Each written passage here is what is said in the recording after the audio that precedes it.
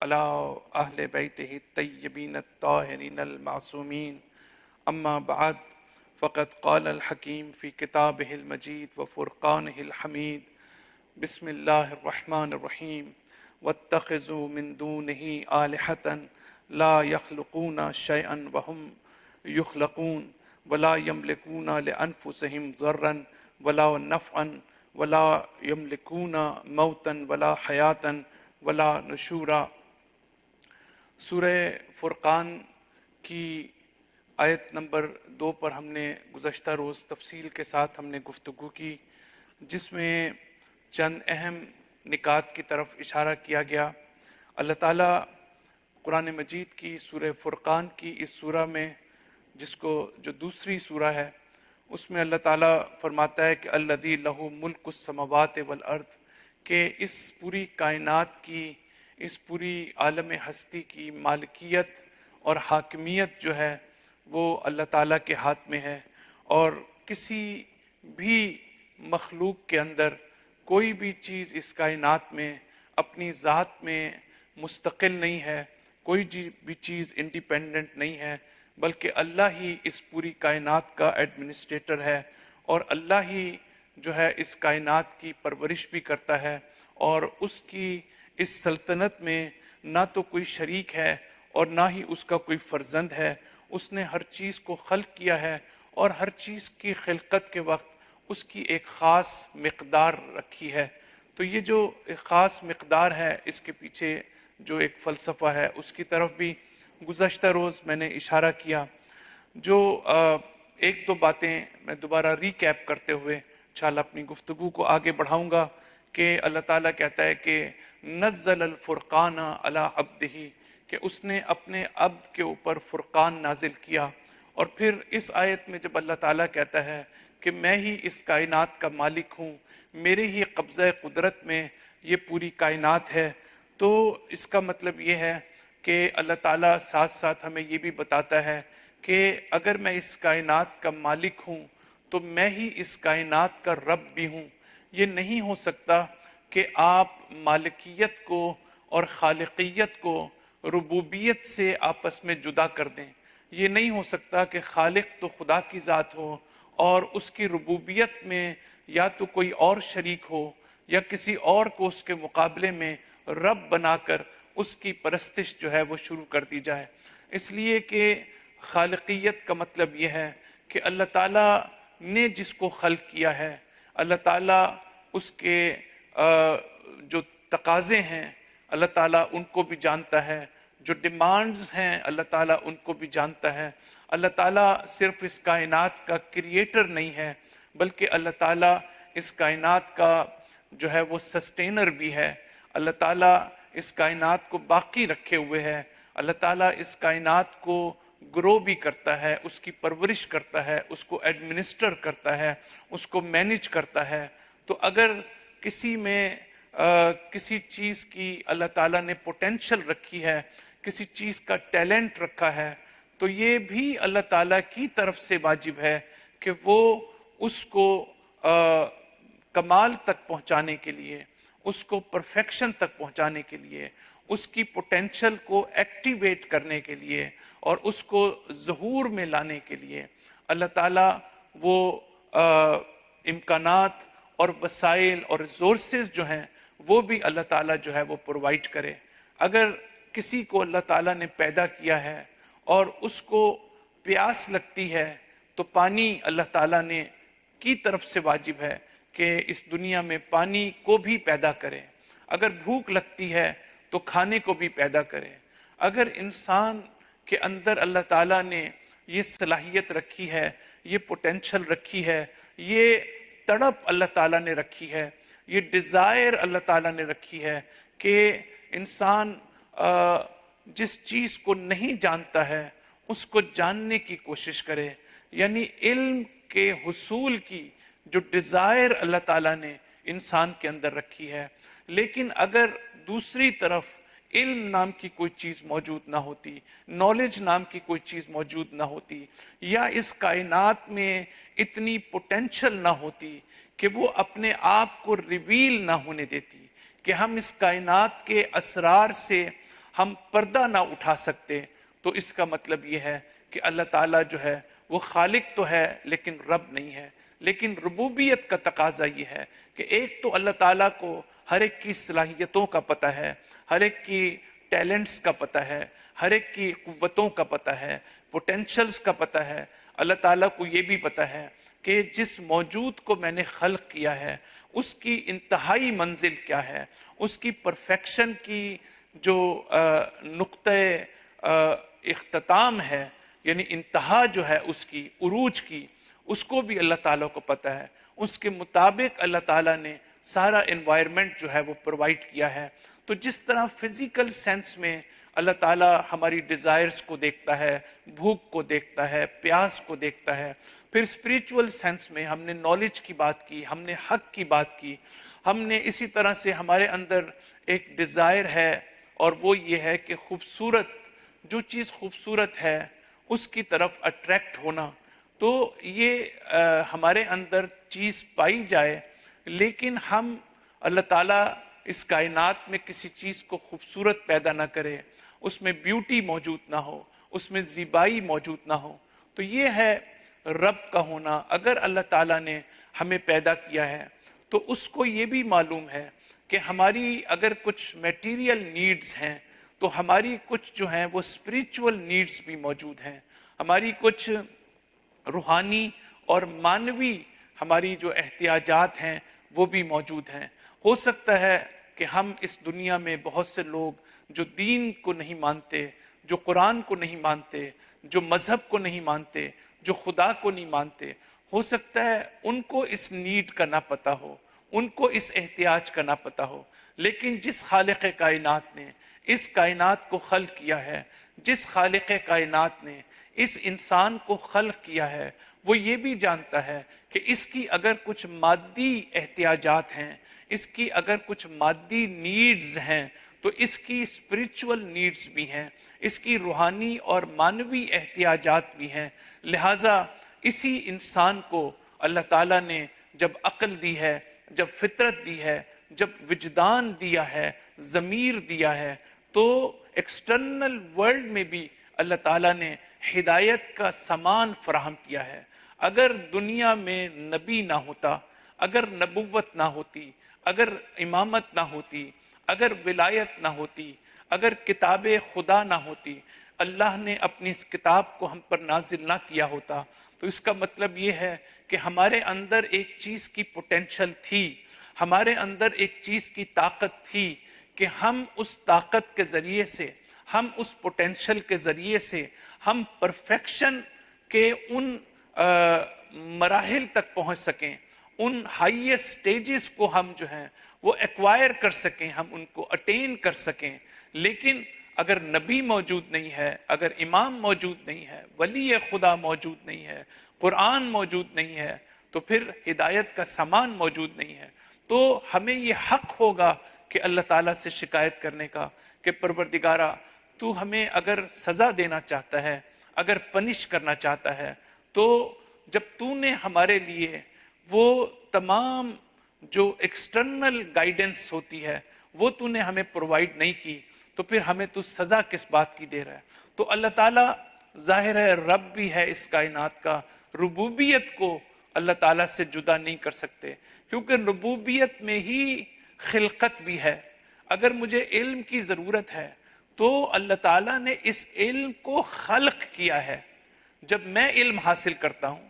تو میں اس علم کو خلق نہیں کرتا۔ جب میں چاہتا ہوں خوبصورتی، بیوٹی، تو اللہ تعالیٰ نے اس بیوٹی کو خلق کیا ہے۔ تو ربوبیت کے ساتھ ساتھ خلقت کا پہلو ہمیشہ ساتھ ہوتا ہے۔ اگر ایک درخت کو اپنے پروان چڑھنے کے لیے اگر پانی کی ضرورت ہے تو اللہ نے اس پانی کو بھی خلق کیا ہے۔ اگر جو ہے اس کو روشنی کی ضرورت ہے، اللہ نے اس روشنی کو بھی جو ہے وہ خلق کیا ہے۔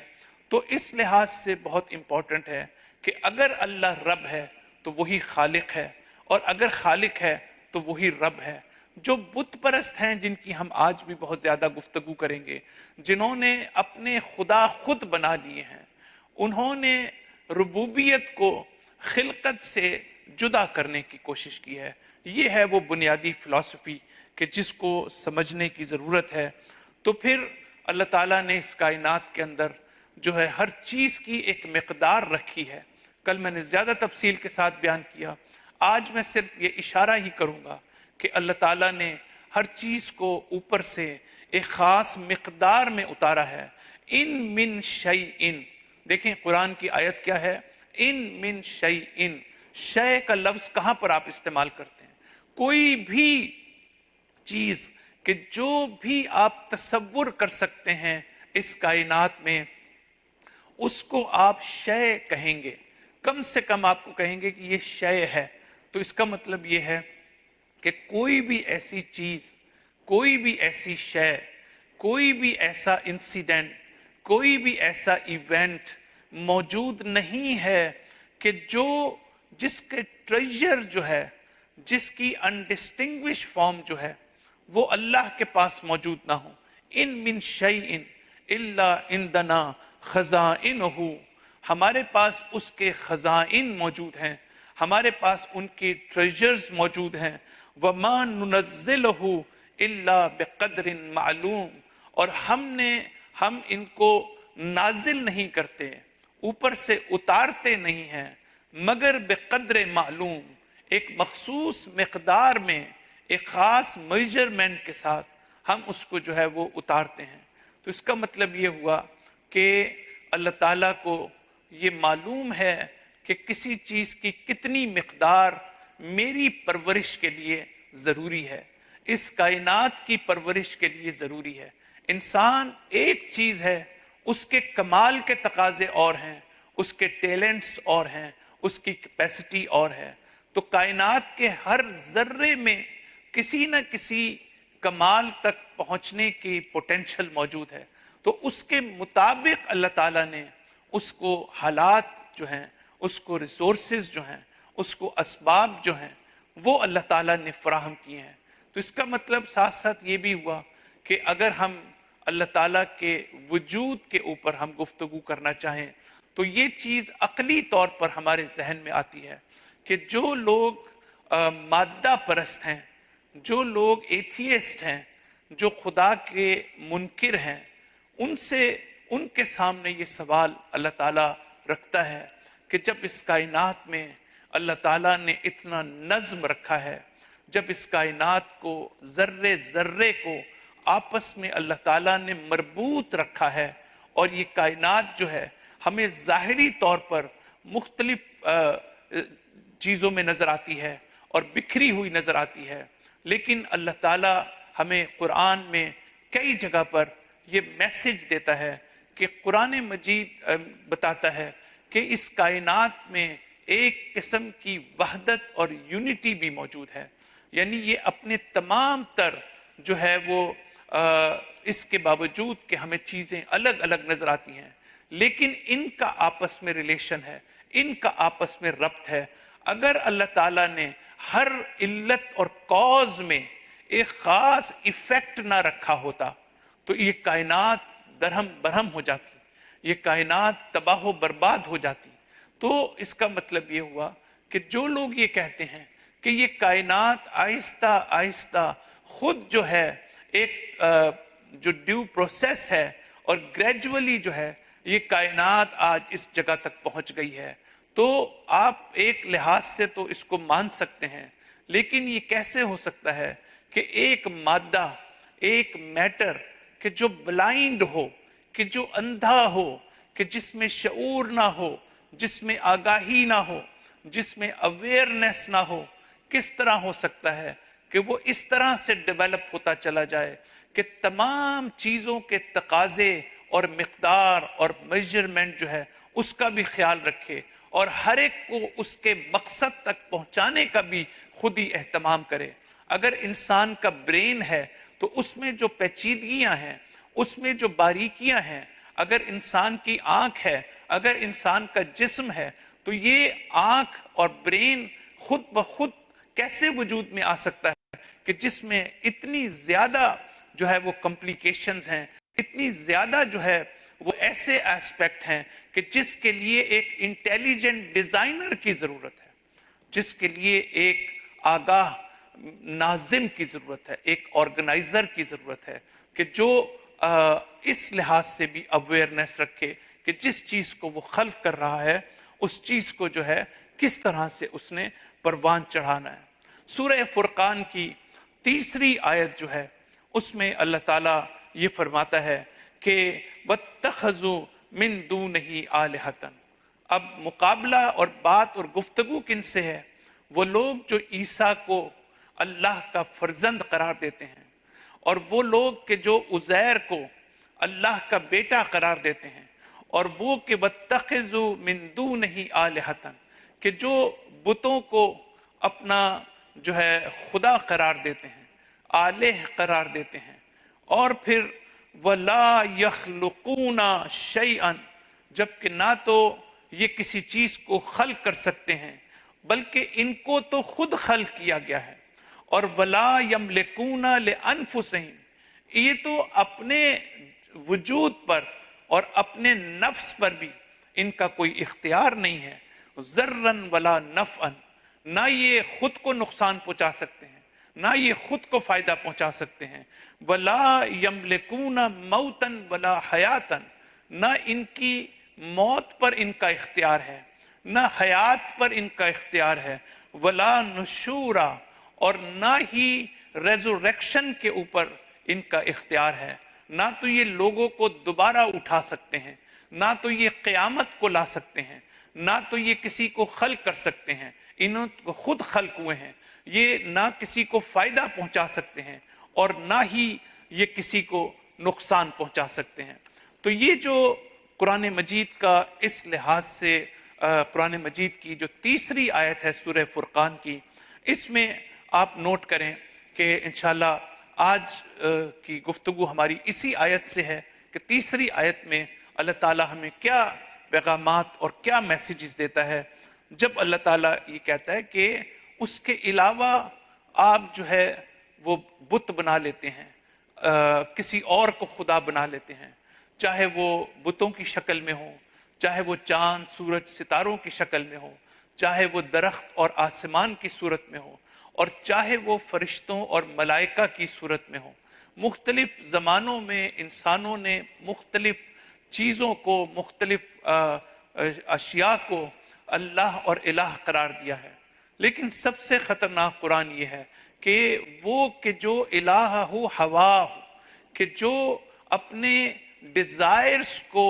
اپنا بت بنا لیتے ہیں، اپنا خدا بنا لیتے ہیں۔ تو انسان اپنی نفسانی خواہشات کو، اپنی ڈیزائر کو بھی جو ہے، ہوائے نفس کو بھی جو ہے انسان اپنے لیے خدا بنا لیتا ہے۔ تو یہ قرآن مجید میں ہے۔ تو اللہ تعالیٰ یہاں پر جو ہمیں میسیجز دیتا ہے، ایک میسیج یہ ہے کہ سب سے پہلے آپ دیکھیں کہ قرآن وہ واحد کتاب ہے جو قدم قدم پر ہمیں عقل و فکر کی دعوت دیتی ہے۔ قرآن ہمیں یہ بتاتا ہے کہ ہم جس عقیدے کو بھی اپنانا چاہتے ہیں اس کو عقل اور منطق کی روشنی میں ہونا چاہیے، اس کو انٹلیکچولی اور لاجیکلی جو ہے ہم اس کو انڈرسٹینڈ کرتے ہوں، ہمیں اس کی معرفت ہونی چاہیے، ہمیں اس کی اویئرنیس ہونی چاہیے۔ قرآن صرف یہ نہیں کہتا بلکہ قرآن جو ہے وہ ہماری عقل اور فکر کو بیدار بھی کرتا ہے۔ قرآن جو ہے وہ بار بار یہ کہتا ہے کہ تم غور و فکر سے کام کیوں نہیں لیتے؟ تمہارے اندر اللہ تعالیٰ نے عقل کی نعمت رکھی ہے، تمہیں اللہ تعالیٰ نے غور و فکر کی صلاحیت عطا کی ہے، تو پھر تم غور کیوں نہیں کرتے؟ تم تفکر کیوں نہیں کرتے؟ تم تدبر کیوں نہیں کرتے؟ تو اہل عقل و خرد جو ہیں ان کو اللہ تعالیٰ نے قرآن مجید میں بہت زیادہ ان کو اپریشیٹ کیا ہے، ان کی تعریف کی ہے، اور ساتھ ساتھ یہ بھی بتایا ہے کہ فلاں چیز جو ہے اگر وہ کوئی حاصل نہیں کرتا تو اس کی وجہ یہ ہے کہ ان میں شعور نہیں ہے، ان میں غور و فکر کی صلاحیت نہیں ہے۔ تو اس جگہ پر بھی اللہ تعالیٰ جو ہے ایک استدلال کے طور پر کہ ہم تھوڑا سا غور کریں کہ ہم کر کیا رہے ہیں، کیا ہم جو بات کر رہے ہیں کیا ہماری عقل سلیم اس کو قبول کرتی ہے یا نہیں کرتی؟ کیا ہماری فطرت اس کو قبول کرتی ہے یا نہیں کرتی؟ ہم آخر جب کسی کی پرستش کرتے ہیں تو ایک ہماری جو پرستش ہے وہ اس لحاظ سے ہے کہ ہمیں یہ پتہ چلتا ہے کہ ہمیں جو ہے حکم دیا گیا ہے کہ ہم نماز پڑھیں، ہم اللہ تعالیٰ کی عبادت کریں، تو لہٰذا ہم نماز کے لیے کھڑے ہو جاتے ہیں، لہٰذا ہم عبادات کو انجام دیتے ہیں۔ تو یہ جو ہماری نمازیں ہیں اور یہ جو ہماری اکثریت مسلمانوں کی جو عبادات ہیں وہ دراصل یہ حکم کہاں سے لیتی ہیں؟ یہ کمانڈمنٹ جو قرآن میں ہے، جو روایات میں ہے، جو احادیث میں ہے، جو فقہا نے، جو علماء نے ہمیں جن کی طرف اشارہ کیا ہے اور جو بتایا ہے، لہٰذا چونکہ اللہ کا یہ حکم ہے تو ہمیں عبادت بھی کرنی ہے۔ لیکن ایک عبادت جو ہے اس کا تعلق اس بات سے ہے کہ ہم جو ہے اپنی فطرتاً ہم اس بات کو محسوس کریں کہ ہمیں عبادت کی ضرورت ہے، یعنی ایک ڈرائیونگ فورس جو ہے صرف باہر سے نہیں آنی چاہیے کہ ہمیں قرآن ہم نے پڑھا تو وہاں پر لکھا ہے کہ ہم نماز پڑھیں، بلکہ اگر قرآن بھی عبادت کی بات کرتا ہے، قرآن بھی پرستش کی بات کرتا ہے، تو وہ پرستش کی بات اس بنیاد پر کرتا ہے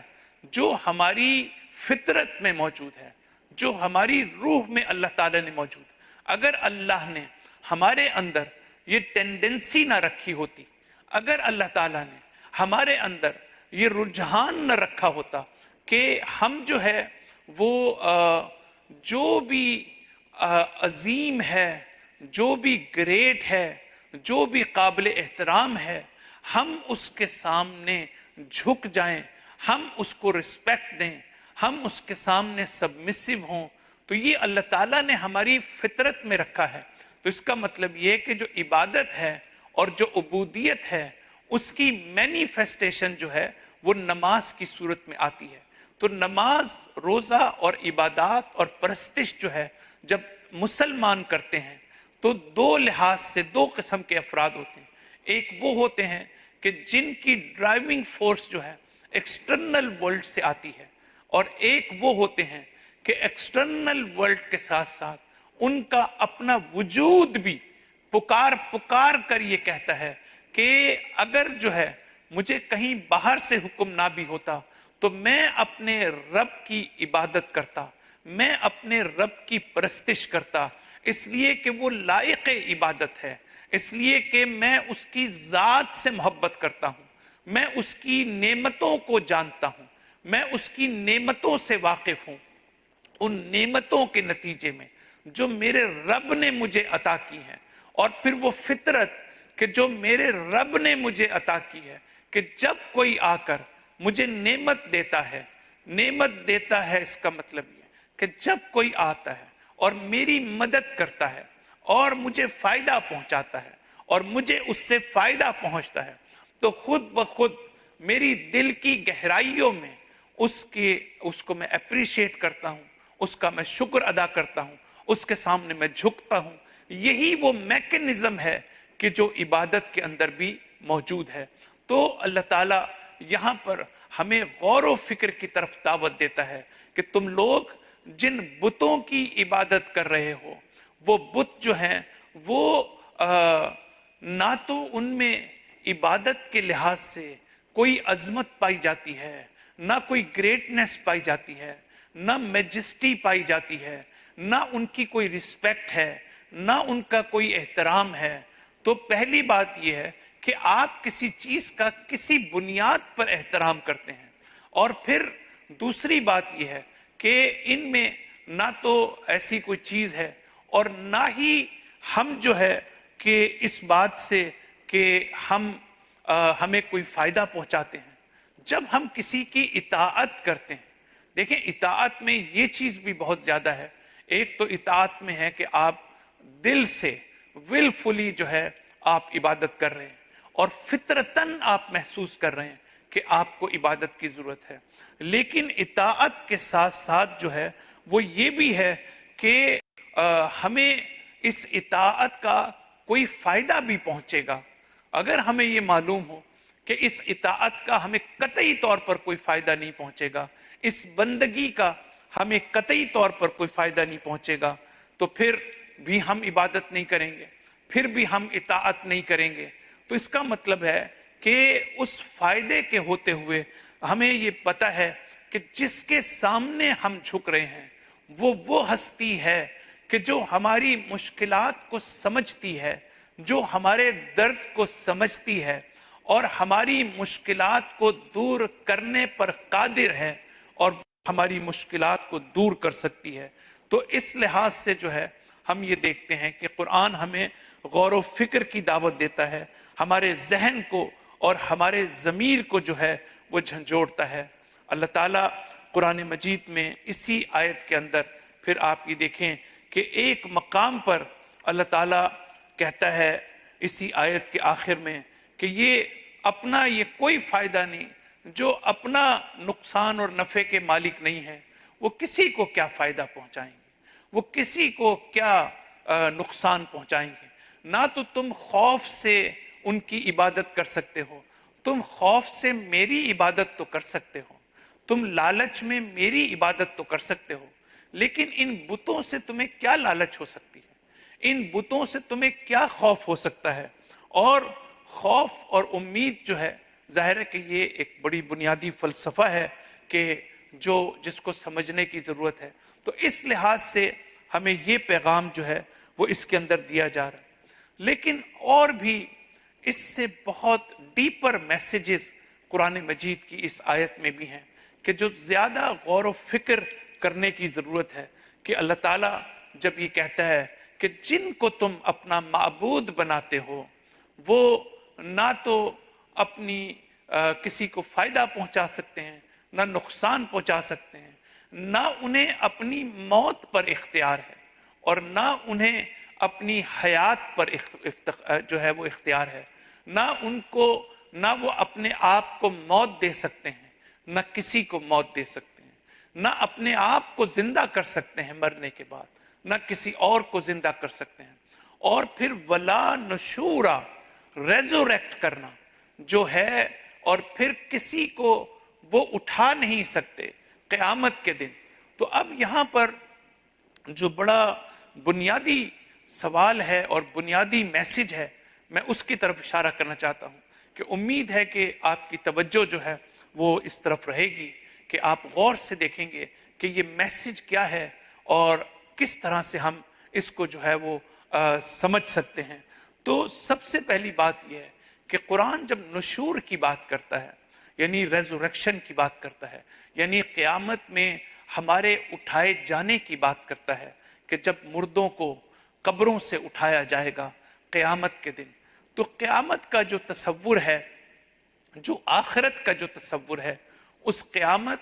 اور آخرت کے تصور میں کہ اگر یہ آپ کو ریزوریکٹ نہیں کر سکتے ہیں تو اس کا کیا مطلب ہے. اب میسج قرآن کا یہ ہے کہ اگر اس کائنات میں صرف ایک مبدا ہوتا، ایک اوریجن ہوتا، ایک خدا ہوتا، ایک خالق ہوتا، وہ خدا کہ جس نے اس کائنات کو خلق کیا ہے، وہ خدا کہ جس نے اس کائنات کو کی پرورش کر رہا ہے، جو اس کائنات کا مالک ہے اور جس کے ہاتھ میں اس کائنات کی حاکمیت موجود ہے. تو وہ خدا جو ہے اگر صرف اس حد تک ہوتا تو کوئی بھی روئے زمین پر کوئی بھی بشر، کوئی بھی انسان نہ تو خدا کا انکار کرتا، نہ خدا کی خالقیت کا انکار کرتا، نہ خدا کی ربوبیت کا انکار کرتا. اس لیے کہ ایسے خدا کو انکار جب اس میں آخرت نہیں ہے، جب اس میں قیامت نہیں ہے، جب اس میں معاد نہیں ہے، جب اس میں ہیئر آفٹر نہیں ہے، تو پھر مجھے اس خدا کو ماننے میں کیا پرابلم ہے؟ میں ماننے کے لیے تیار ہوں. ہاں ایک خدا ہے کہ جس نے اس کائنات کو خلق کیا ہے، ہاں ایک خدا ہے کہ جو بڑی جو ہے وہ پوری کائنات کو اس کی پرورش کر رہا ہے، وہی اس کا مالک ہے. لیکن جب تک میں آزاد ہوں، جب تک کوئی مجھ سے میرے عمل کا سوال نہیں کر رہا، جب تک کوئی مجھے اکاؤنٹیبل نہیں قرار دے رہا، جب تک میں اپنی ذمہ داری کا مجھ سے کوئی نہیں پوچھ رہا، تو مجھے کسی قسم کا کوئی خوف نہیں ہے. اسی لیے ہمیشہ ہمارے حکماء ہمارے متکلمین نے مبدا اور معاد کی بات کی ہے۔ اسی لیے قرآن مجید نے قرآن میں جہاں پر اللہ تعالیٰ کے جہاں توحید کی بات کی ہے، جہاں اللہ کی مالکیت کی بات کی ہے، جہاں اللہ کی ربوبیت کی بات کی ہے، وہاں پر کثرت سے آخرت اور قیامت کی بھی بات کی ہے۔ اس لیے کہ اگر میرے اوپر میں ذمہ داری نہ ہوں، اگر احساس ذمہ داری نہ ہو، اگر میں اکاؤنٹیبل نہ ہوں، تو پھر ظاہر ہے کہ پھر مجھے خدا کے انکار کرنے کی ضرورت نہیں ہے۔ یہ جو ہم خدا کا انکار کرتے ہیں اس کی وجہ یہ ہے کہ خدا کا انکار ہم اس لیے کرتے ہیں کہ اللہ تعالیٰ جو ہے وہ بنیادی طور پر اگر اس نے آخرت کا ایک رکھا ہے، ایک معاد ہے، ایک قیامت ہے، تو اس آخرت اور قیامت کی وجہ سے میں اس کا ذمہ دار ہوں، اللہ تعالیٰ مجھے اکاؤنٹیبل جو ہے وہ قرار دے گا۔ تو یہ اس لحاظ سے جو ہے ہمارے لیے اہم ہے کہ قرآن مجید میں جو معاد کا اور جو آخرت کا تصور موجود ہے، یہ بت وہ ہیں کہ جو نہ تو کسی کو ریزوریکٹ کر سکتے ہیں، نہ قیامت کو وجود میں لا سکتے ہیں۔ تو گویا اللہ تعالیٰ اس آیت کے ذریعے سے ایک قیامت کے اوپر اور آخرت کے اوپر اور ہیر آفٹر کے اوپر جو ہے اللہ تعالیٰ ایک استدلال بھی کرتا ہے، اور ہمیں یہ میسج دیتا ہے کہ اگر یہ دنیا آخرت کے بغیر ہوتی، اگر یہ دنیا قیامت کے بغیر ہوتی، تو یہ دنیا نامکمل ہوتی، یہ دنیا ابس ہوتی، یہ دنیا پرپز لیس ہوتی، اور یہ دنیا اگر ایسی ہوتی تو اللہ کے عدل اور اللہ کی حکمت کے خلاف ہوتی۔ تو دیکھیں آپ، جو معاد کی بات، جو قیامت کی بات، جو ہیر آفٹر کی بات قرآن کرتا ہے، قرآن 7 مختلف آیتوں میں ہمیں اس استدلال کی طرف بھی متوجہ کرتا ہے، ان دلائل کی طرف بھی قرآن مجید متوجہ کرتا ہے کہ کیوں آخرت ضروری ہے، کیوں جو ہے ریزوریکشن ضروری ہے۔ اس لیے کہ اگر فرض کرتے ہیں کہ آخرت نام کی کوئی چیز نہیں ہے، معاد نام کی کوئی چیز نہیں ہے، تو اس کا مطلب یہ ہوا کہ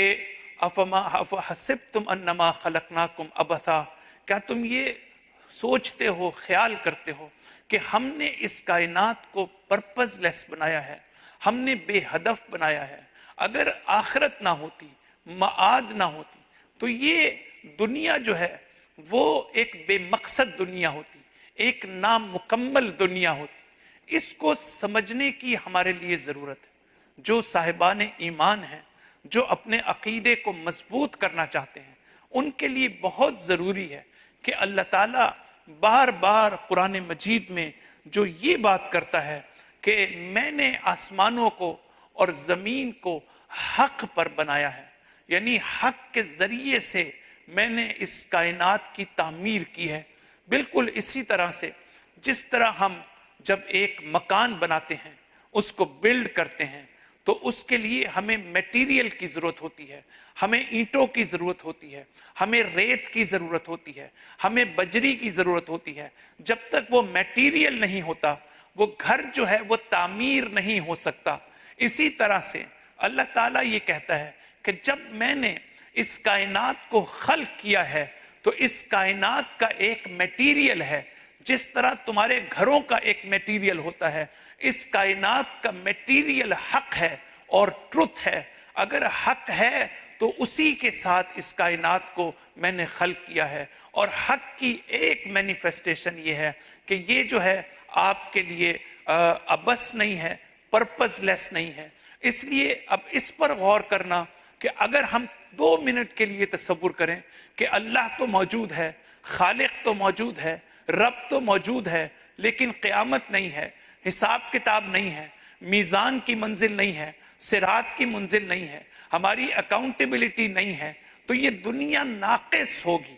یہ دنیا انکمپلیٹ ہوگی۔ اس کا کیا مطلب ہے؟ اس کا مطلب یہ ہے کہ آپ یہ نوٹ کریں کہ آپ خود یہ فیل کریں گے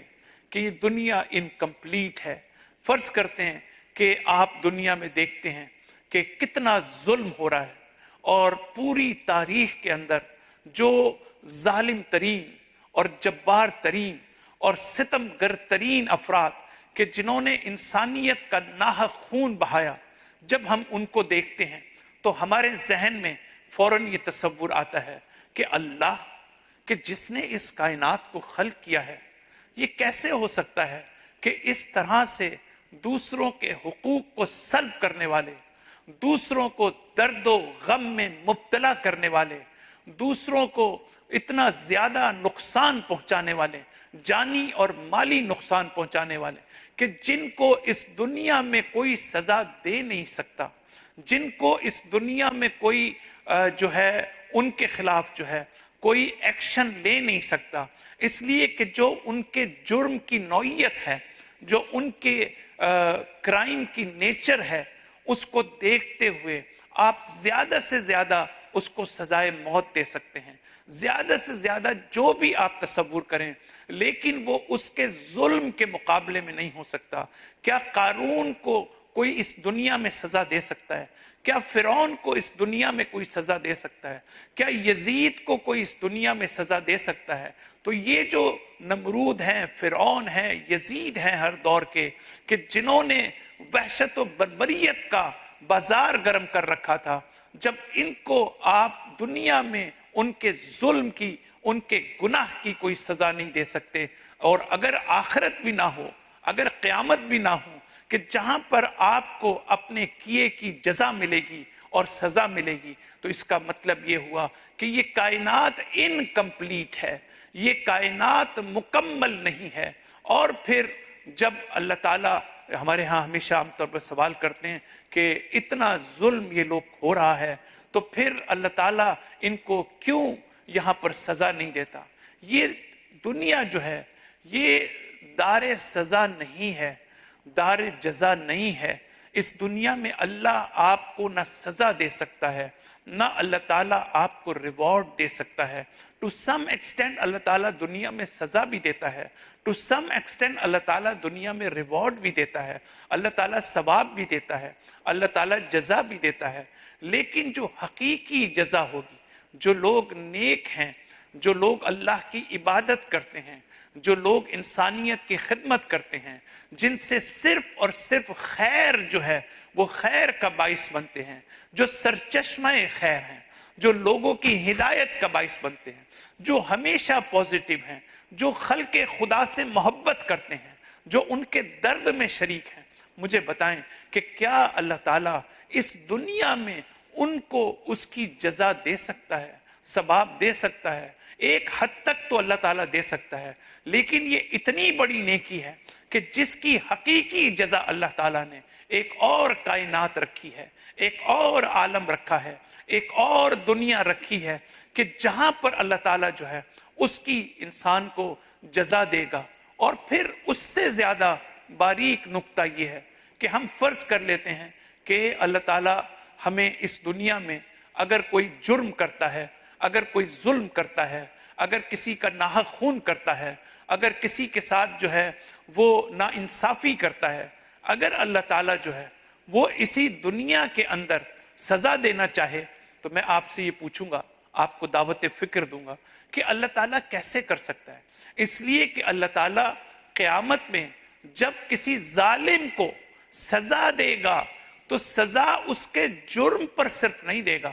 بلکہ اس کے جرم کے جو معاشرے میں جو ایفیکٹس اور جو آثار تھے ان پر بھی اللہ تعالیٰ جو ہے اس کی گرفت کرے گا۔ فرض کرتے ہیں کہ اگر ہم یہ دیکھتے ہیں کہ آج ایک شخص جو ہے ایک سوشل میڈیا پر ایک ایسی کسی پر تہمت لگاتا ہے، کسی پر جھوٹ باندھتا ہے، کسی کو ڈیفیم کرتا ہے، کسی کی پوری زندگی کو تباہ کر دیتا ہے، کسی کی ساری جو زندگی کی محنت ہے وہ اس کی خراب کر دیتا ہے، تو اللہ تعالیٰ اگر اس کو سزا دینا چاہے گا تو اللہ تعالیٰ انتظار کرے گا، اس لیے کہ اس کے جو آثار ہیں کہ جس کی وجہ سے اور بھی نقصانات پہنچے ہیں، تو اللہ تعالیٰ ظاہر ہے کہ اس کی فیملی ہے، اس کے دوسرے افراد ہیں، اور دنیا میں جہاں کہیں بھی اس کو فالو کرنے والے ہیں، جو شیطانی طاقتیں ہیں، جو شر کی طاقتیں ہیں، جب وہ فرض کرتے ہیں سوشل میڈیا کے ذریعے سے، فیس بک کے ذریعے سے، یوٹیوب کے ذریعے سے جب وہ شر پھیلاتے ہیں تو اس شر کے جو آثار ہیں وہ تو قیامت تک باقی رہیں گے. تو اللہ تعالیٰ اس لیے دنیا میں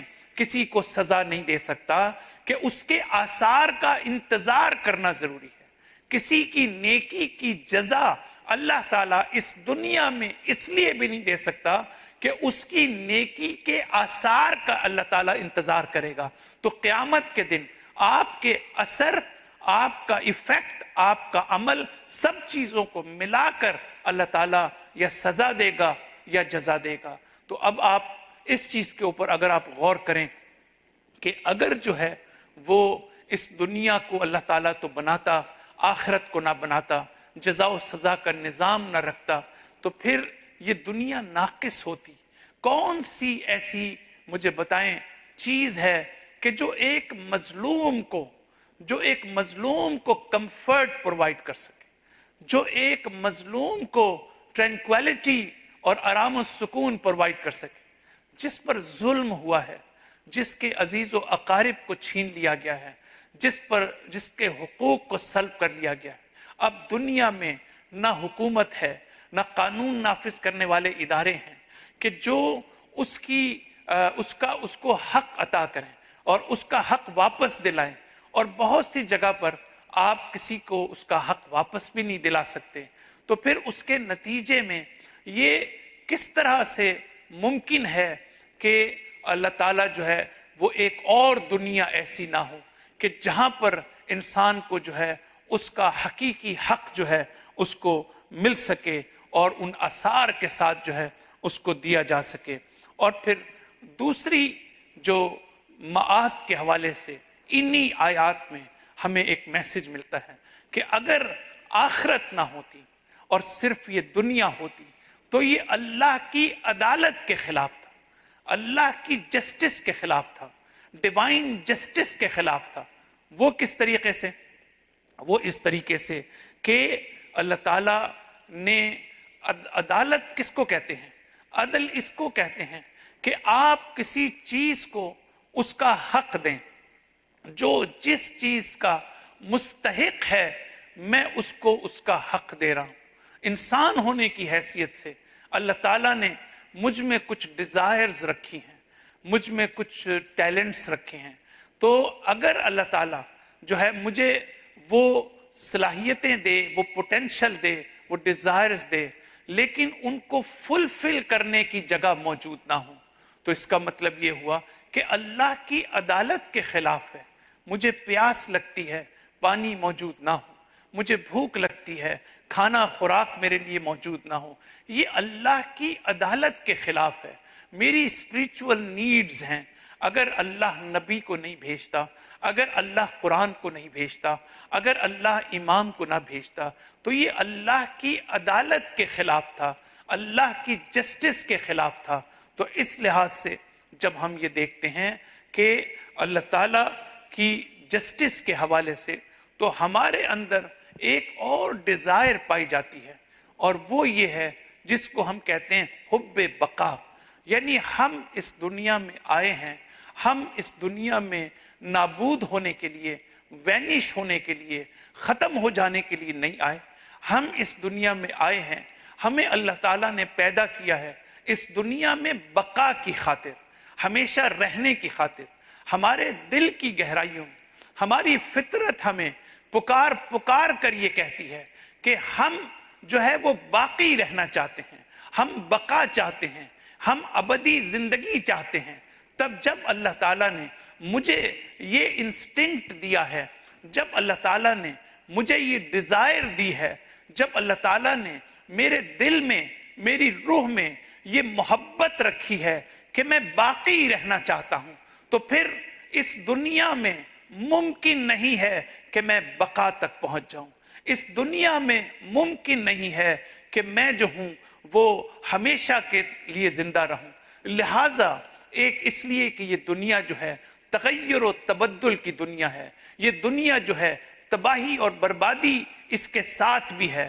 تو اس میں تضادات ہیں، اس میں چیزیں آپس میں ٹکراتی ہیں، اس میں چیزیں ایک دوسرے کو تباہ کرتی ہیں۔ یہ دنیا اس کیپیسٹی نہیں ہے کہ اس میں بقا کا تصور کیا جا سکے۔ جو دنیا کی ماہیت ہے وہ ہمیں بتاتی ہے۔ تو اس کا مطلب یہ ہے اللہ نے مجھے باقی رہنے کی محبت پیدا کی، اللہ نے باقی رہنے کی ڈیزائر مجھ میں پیدا کی، لیکن ایک ایسا عالم پیدا نہیں کیا،